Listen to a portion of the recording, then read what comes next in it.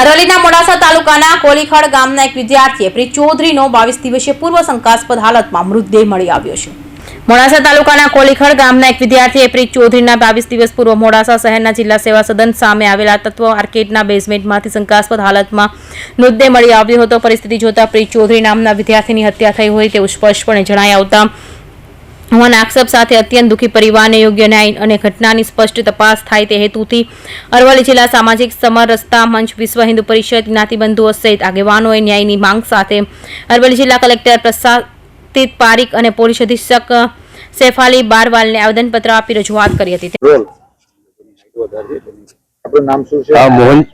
મોહનજી ઓમપ્રકાશ શર્મા, સામાજિક સમરસતા સંયોજક અરવલ્લી।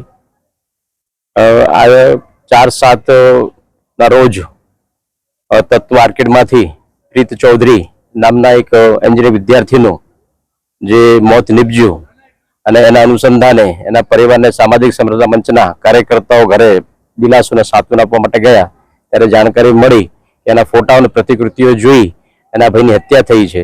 એ પ્રકારનું એના પરિવાર સાથે જાણવા મળ્યું તો બધાએ નક્કી કર્યું કે ભાઈ આપણે બધા સમરસતા કાર્યકર્તા અને જ્ઞાતિ બાંધુજનો ભેગા થઈ અને માનનીય કલેક્ટર સાહેબશ્રીને અને આ કાર્યમાં આ તપાસ જે થવી જોઈએ એમાં વિલંબ કેમ આવી રહ્યો છે એના અનુસંધાને કલેક્ટર સાહેબને આજે બધા જ કાર્યકર્તા બંધુઓ ભેગા થઈને આવેદનપત્ર આપ્યું છે। સાથે સાથે માનનીય પોલીસ અધિક્ષક શ્રીને પણ આની જાણકારી માટે અને એક બીજું આપણે પરિપત્ર આપી દેવામાં આવ્યો છે।